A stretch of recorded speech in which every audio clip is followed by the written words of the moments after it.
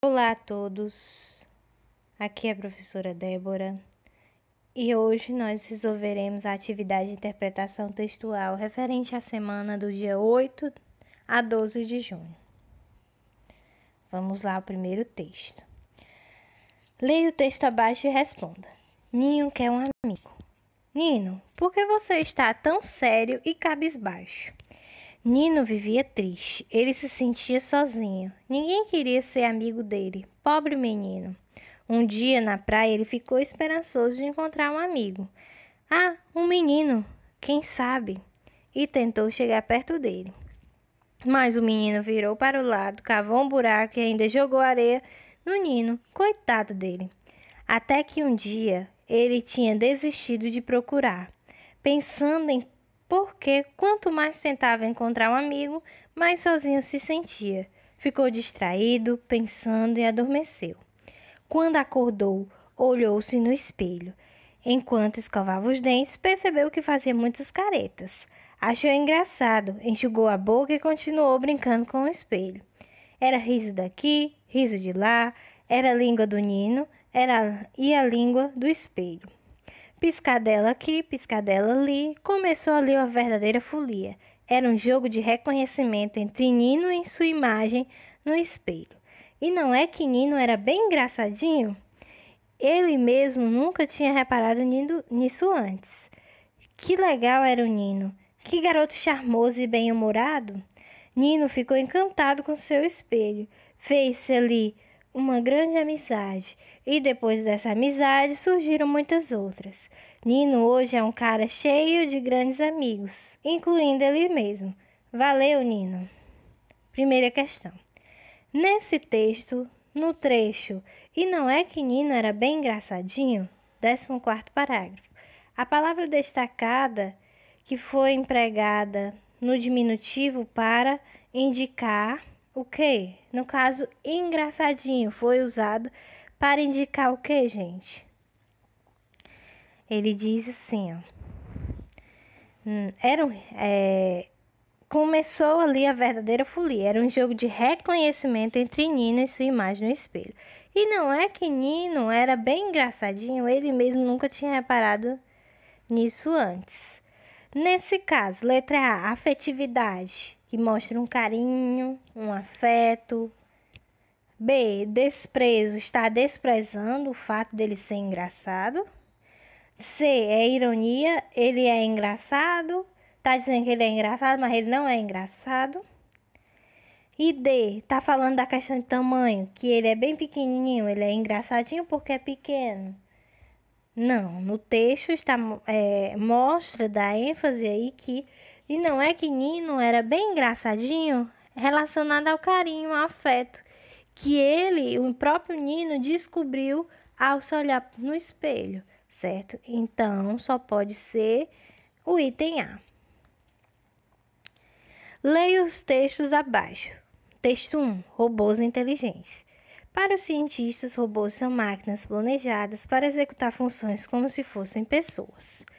Os robôs podem, por exemplo, se movimentar por meio de rodas ou de esteiras, desviar de obstáculos, usar garras ou guindastes para pegar objetos e transportá-los de um local para outro ou encaixá-los em algum lugar.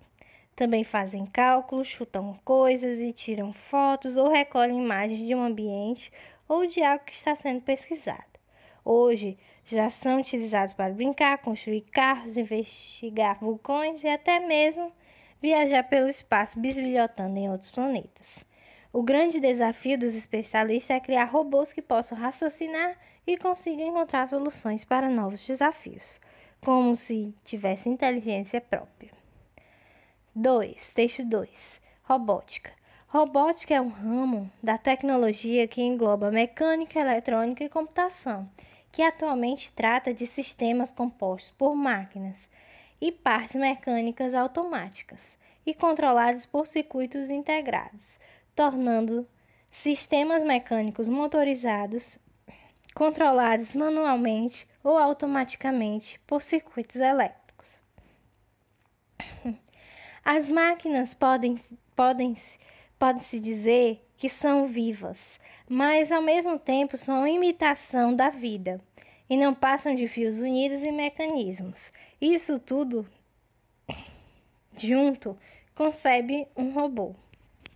Cada vez mais as pessoas utilizam o robô para suas tarefas.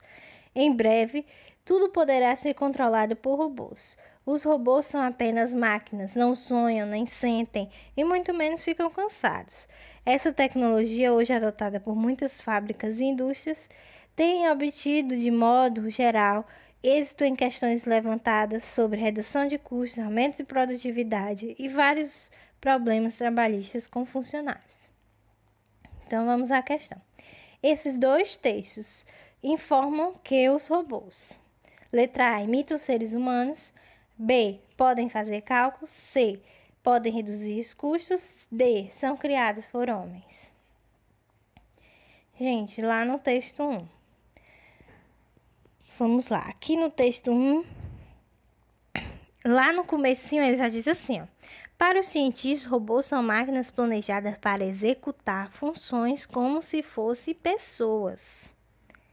Aí, ao longo do texto, ele vai dizendo várias coisas que os robôs podem fazer. E essas coisas que os robôs podem fazer são as mesmas coisas que os seres humanos podem fazer, certo?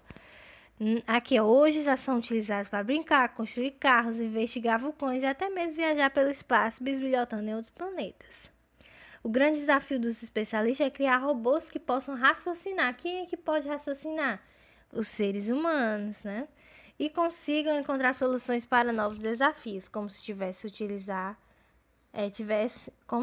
inteligência própria. Aí no 2, as máquinas podem dizer que são vivas, mas ao mesmo tempo são imitação da vida. Não passe fios unidos e mecanismos, isso tudo junto concebe um robô.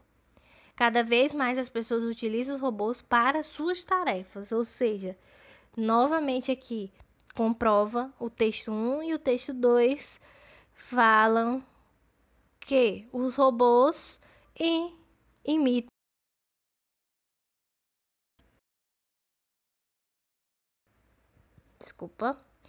Então, novamente, os robôs falam que, os dois textos informam que os robôs imitam os seres humanos, certo?